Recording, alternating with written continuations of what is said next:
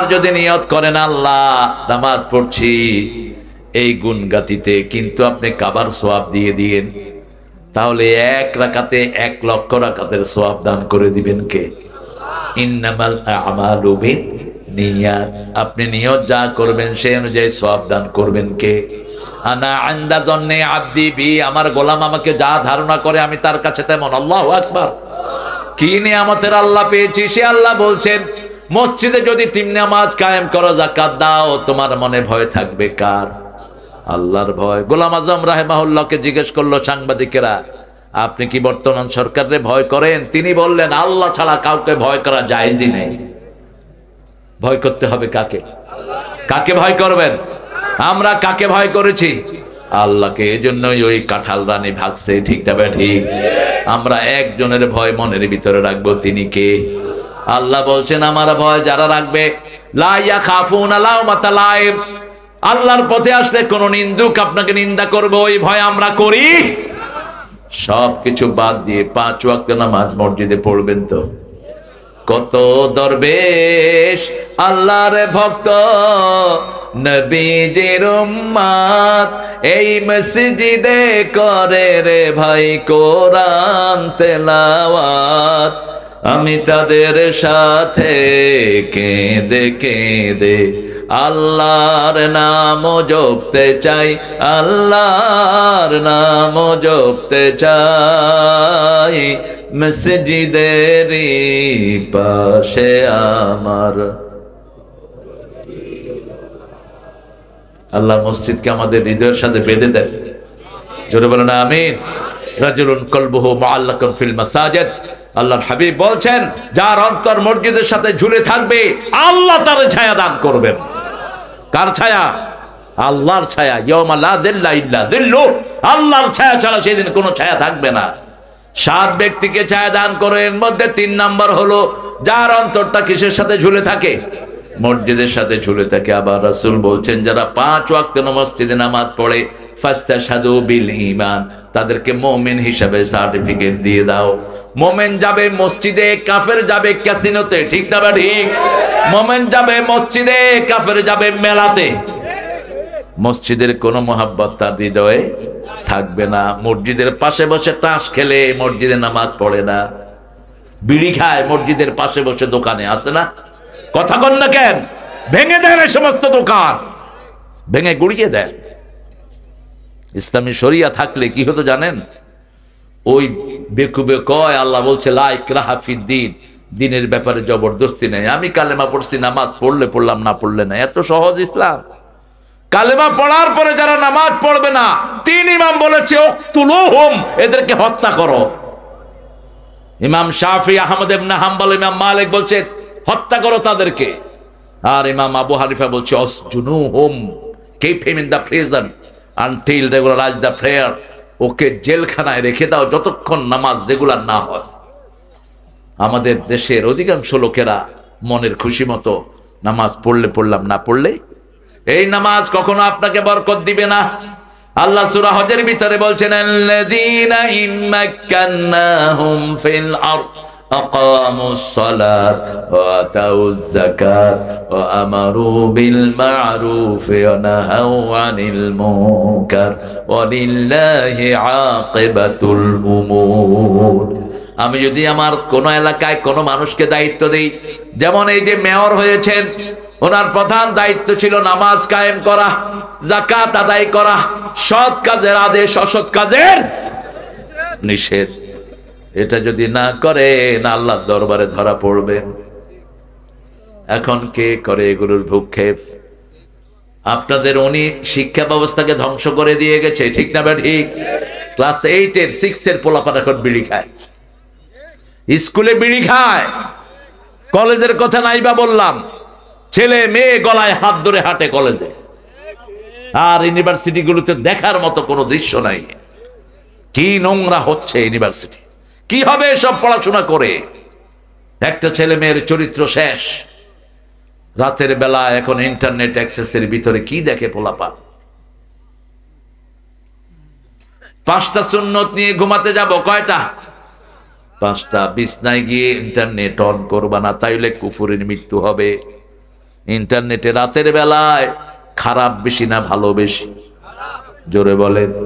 খারাপ বেশি। কেন এটা ওপেন করো? কেন তোমার ইন্টারনেট, তোমার ফেসবুক আইডি থাকতে হবে? কেন? Why did you keep it? কেন রাখছো এটা? বহু মানুষ তো এটা রাখে নেই, চলছে না তাদের।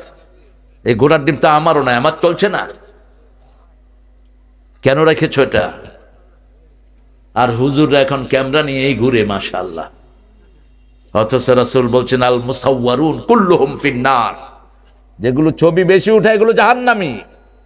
আশাদ্দু আযাবান ইয়াউমাল কিয়ামা আল মুসাওয়ারুন, কিয়ামতের ময়দানে অধিক শাস্তির সম্মুখীন হয়ে যাবে যারা ছবি তোলে। সেলফির জ্বালায় কোথাও গেলে পাগল করে ফেলে। এই হাদিসগুলো পড়েই না, হুজুররাও কয় না, কারণ হাতে ইউটিউব হুজুর, ওই হুজুর, এই হুজুর। বাথরুমে গেলেও ক্যামেরা লাগবে। হুজুর এখন বাথরুমে ঢুকিতেছে, হুজুর এখন ওমরায় আছে। আজগর হুজুরের সাথে 3 জন ইন্না লিল্লাহি ওয়া ইন্না। কি ব্যাপার, আপনার কথাও কর না? হ্যাঁ, কালেকশন কি বলছেন? কালেকশন করব? কে দিবে কালেকশন? দেখি কিসের দেরি আছে মিয়া? 12টা বাজাইছো না? 12টা তো বাজানো জায়েজ নাই। আপনারা কোত্থেকে এইসব মাহফিল শুরু করেছেন বলেন তো? বাংলাদেশে দিনের বেলা আমি প্রথম মাহফিল শুরু করি, এখন দিনের বেলা চলছে মাহফিল। কোন নবী রাতে মাহফিল করেন? একজন নবীও না। আহশুরুন নাস দুহা, মুসা আলাইহিস সালাম যখন ফেরাউনের সাথে মাহফিল করেছে, মধ্যদিনে করেছে, মধ্যদিনে। এখন এশার পরে কথা কয় গিয়া ঘুমায় থাকে, কিচ্ছু মনে থাকে না, বাস। এখন যদি আরো লম্বা করি আপনারা নামাজ কাজা করবেন। হ্যাঁ, ফজর নামাজ কাজাই হয়ে যাবে। 12টাই তো আপনারা অনুচিত করেছেন। আমাকে ডেকে এনেছে 9টায় দিবে, আমি এই জন্য 8টার আগেই চলে আসছি। কে রাখে কার কথা? এই আজগরও কথা রাখে নেই। আজগর বলছে 9টায় শেষ করবে, ও শেষ করছে 9:30। কারে কি কম কর? 9:45 শেষ করছে। থাক, নতুন মানুষ, আল্লাহ ওকে আরো কথা বলার তৌফিক দান করে। তার বয়ানগুলো আল্লাহ কোরআন ভিত্তিক কথা বলেছেন, তিনি দলিল ভিত্তিক। আমরা ইনশাআল্লাহ মসজিদের জন্য দান করব। দেখি পয়সা আল্লাহ কি কর ধরি। আপনারা যারা দিবেন না আমি দাবি রাখবো, মায়েরা নাকের ফুল, কানের দুল, হাতের বালা, গলার বালা খুলে পাঠিয়ে দেন মসজিদের জন্য। মসজিদে 5টা এসির দরকার। একটা এসি একজনে দিবেন, দেখি আমি দেখি কে দিবেন একজনে এসি। মানুষ নামাজ পড়বে, অত্যন্ত শান্তির সাথে আল্লাহকে ডাকবে।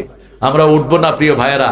একটু কাফারাতুল মজলিসটা পড়েন। সুবহানাকা আল্লাহুম্মা ওয়া বিহামদিক আশহাদু আল্লা ইলাহা ইল্লা আনতা আস্তাগফিরুকা ওয়া আতুবু ইলাইক। এতক্ষণ তো আপনার লড়েনও নাই, লড়েও নাই, মনে হয় কেউ ছিল না মাঠে।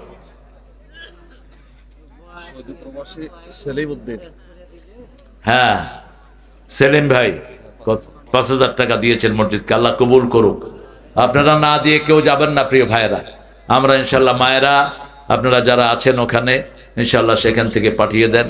বাবাজি, আমার একজন বাবাজি দিয়েছেন 200 টাকা, আল্লাহ কবুল করুক। আপনারা উঠবেন না প্রিয় ভাইয়েরা? হ্যাঁ, কি নাম? আব্দুল নামে একজন গরিব মানুষ মারা গেছেন। তারপরেও দেখেন গোরাবত থেকে মসজিদে 500 টাকা দিয়েছেন। আল্লাহ আমার ভাইকে কবুল করেন, আল্লাহ তার কবরকে জান্নাতুল ফেরদাউস বানিয়ে দেন। হাজী মোহাম্মদ মংলু সরকার, রংপুর, 20,000 টাকা না 2,000 টাকা, 2,000 টাকা দিয়েছেন, আলহামদুলিল্লাহ। 2,200 টাকা আরেকজন ভাই দিলেন। আপনারা দিয়েছি, মানুষের কাছে পৌঁছে দাও। যদি না দিলা, তোমরা নবু যে দায়িত্ব নিয়ে আসছেন সেটা পালন করলা না। আর তুমি যখন দাওয়াত দিবা, তোমাকে হেফাজত করবেন কে? লক্ষ লক্ষ মানুষ, হেফাজতের ব্যবস্থা আল্লাহ করে দেয়, ঠিক না বেঠিক? এই জন্য ঘুমের সময় 5টা সুন্নত নিয়ে যাব, রাজি আছি? প্রথম 5 ওয়াক্ত নামাজ কোথায় পড়বো? এই যে এশা পড়ছেন মসজিদে, আর ফজর পড়বেন, মধ্যখানের সময়টা নামাজ লিখে দিবেন কে? আল্লাহ লিখে দিবেন। ওযু করে ঘুমাতে যাব, কি করে? ওযু করে। রাসূল বলছেন যারা ওযু করে ঘুমাতে যায়, আল্লাহ তাদের রূহটাকে আল্লাহর আরশের সামনে সেজদা দেওয়ার অনুমতি দিয়ে দেয়।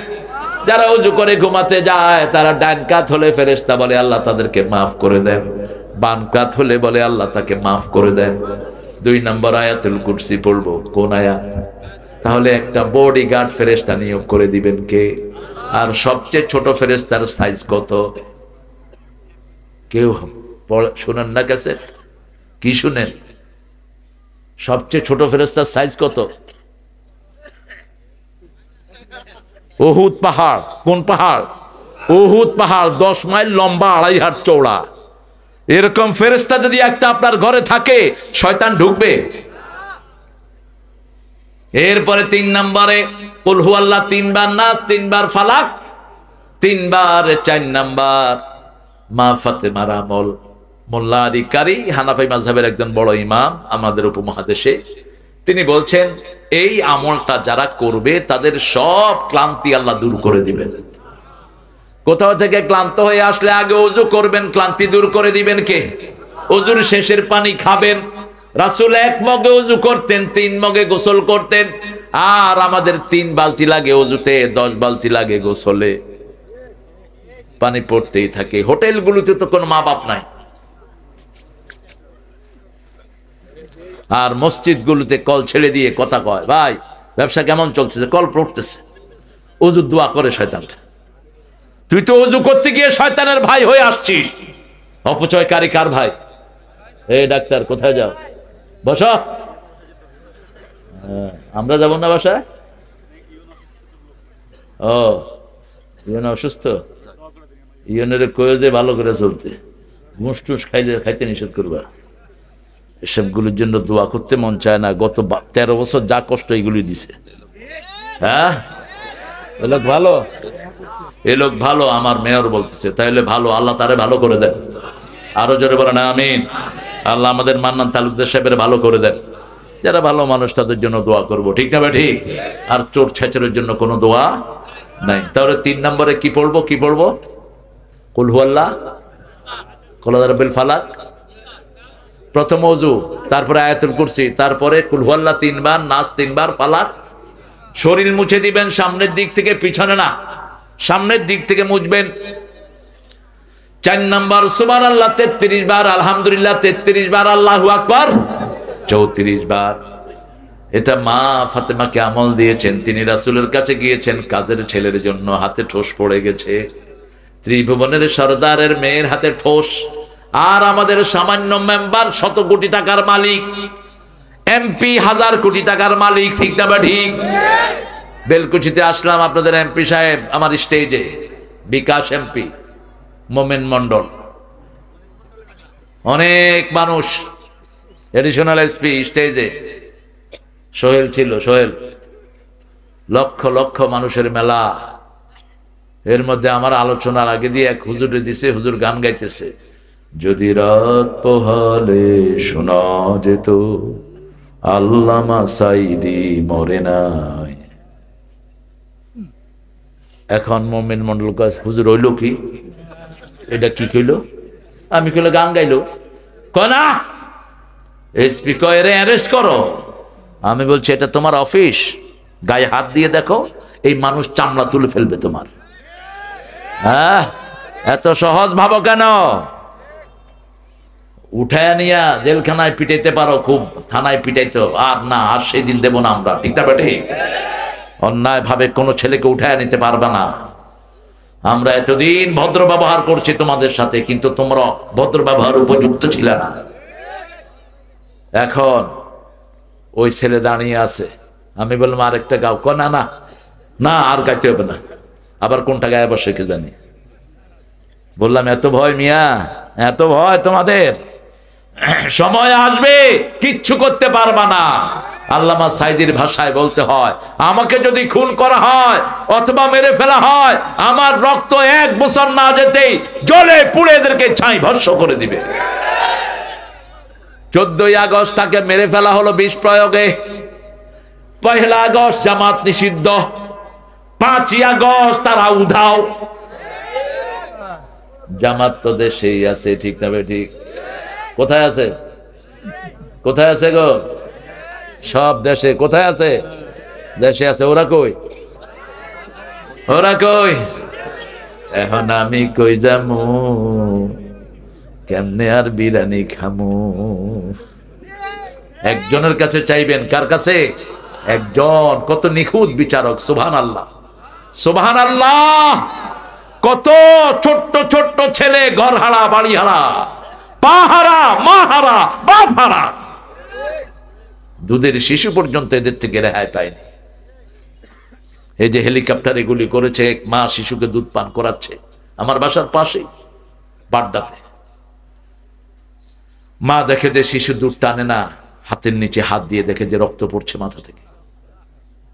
একটা দুইটা ঘটনা না, কয়টা বলবো আপনাদের। ক্লাস 8-এর একটা ছেলে শিবিরের কর্মী ছিল, রিক্সা চালাচ্ছে, এই তো জানে। যখনই মিছিল বেরোইছে, দুপুরের ভাত ঠেলে থুয়ে সে কয় যে আল্লাহর ডাক আসছে, আমি ভাত খাবো না। রাস্তায় আসার সাথে সাথে পুলিশ তার কপালে গুলি করেছে। কোন রিক্সা নাই। 4 তারিখের ঘটনা। দূর থেকে এক মধ্যবয়সী রিক্সাওয়ালা আসছে। ছেলেরা বলছে, বাবা আমাদের রুগীটাকে আপনি একটু হসপিটালে নিয়ে যান। রিক্সাওয়ালা তাকিয়ে দেখে তার একমাত্র ছেলে গুলি খাওয়া। এই সময় বিবি ফোন করেছে, তোমার ছেলে কোথায়? তোমার ছেলে ভাত খেতে বসেছিল, তাকবীর স্লোগান শুনে উঠে গেছে, কোথায় তোমার ছেলে? বাবা জবাব দিচ্ছে, ছেলের লাশ আমার রিক্সায়, একমাত্র ছেলে। একজন সব রেকর্ড করেছেন, ঠিক না বে ঠিক? হেফাজতের মিছিলে এসেছে আর ফিরে যায়নি, এরকম হাজার হাজার ঘটনা আছে না নাই?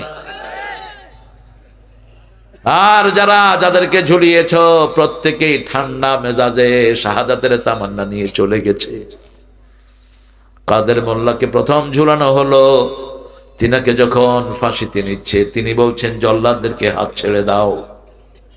বলছে স্যার এটা নিয়ম। বলছে আমি নিয়ম মানি না, আমি নিজের ইচ্ছায় যাব। ওটা ফাঁসির দড়ি নয়, ওটা জান্নাতের সিঁড়ি। কার কাছে চাইলেন? আল্লাহর কাছে। 2 রাকাত নামাজ পড়লেন, গোসল করলেন, 2 রাকাত নামাজ পড়লেন, লম্বা দোয়া করলেন, কালেমা পড়তে পড়তে গেলেন, মুচকি হেসে দিয়ে বলছে লা ইলাহা ইল্লাল্লাহু মুহাম্মাদুর রাসূলুল্লাহ। দুনিয়ার জীবন শেষ। রাসূল বলছেন কালেমা তার আগের সব গুনাহ মাফ করে দেয়। এই যে কালেমা পড়লেন, আগের সব গুনাহ কি পড়েন? লা ইলাহা মুহাম্মাদুর। আর মৃত্যুর সময় যে কালেমা পড়ে তার চিরস্থায়ী জীবন সুখের করে দেন কে? আল্লাহ। প্রত্যেক সালাউদ্দিন কাদের চৌধুরীকেও ফাঁসি দেওয়া হয়েছে। কল্পনাই করতে পারেন এই লোকটা, তাকে ফাঁসি দেওয়া হবে। এরকম প্রত্যেকের পিছনে এক একটা ইতিহাস আছে। আমরা শুধু আল্লাহর দিকে তাকিয়ে আছি, ঠিক না ঠিক? আমাদের একমাত্র ভরসা কে? সেই ভরসা মসজিদে গেলে বাড়ে না কমে। 5 ওয়াক্ত যারা মসজিদে যায়, রাসূল বলেছেন আল্লাহ তাদের জন্য জান্নাত সাজিয়ে দেয়। আমরা 5 ওয়াক্ত যাব তো?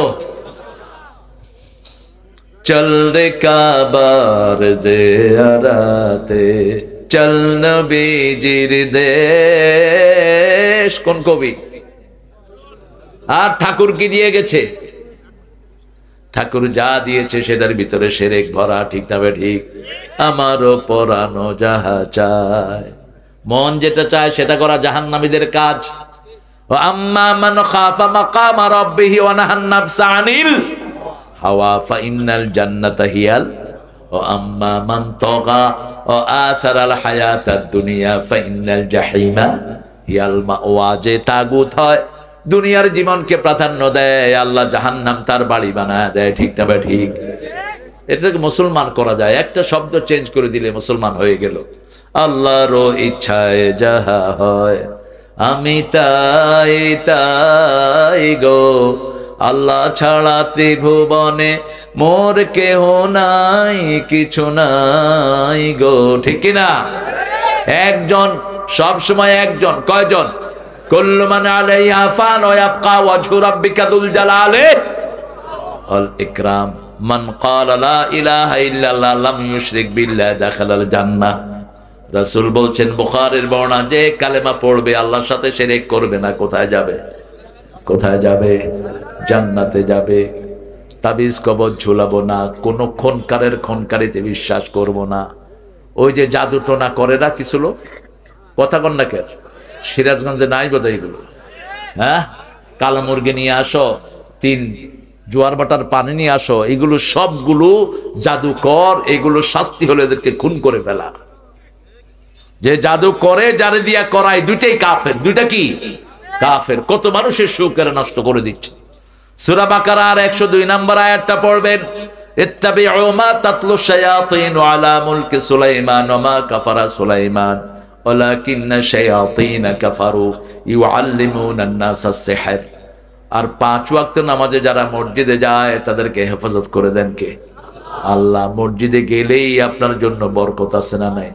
যাকে মসজিদে পাবেন বের করবেন না। আমাদের দোষ এটা ধরে সেটা ধরে না। আমার ভাইকে মসজিদে পেলেই আমরা আগলে নেব। রাসূলের একজন সাহাবী নামাজ জানতেন না, মসজিদে নামাজ শুরু হওয়ার পরে জিজ্ঞেস করলেন, ইয়া রাসূলুল্লাহ, আমি তো নামাজ জানি না, কি করব? রাসূল বললেন, তুমি সুবহানাল্লাহ আলহামদুলিল্লাহ পড়ো, ওরা নামাজ পড়ে যা সওয়াব পাবে আল্লাহ তোমারে তা সওয়াব দিয়ে দিবেন।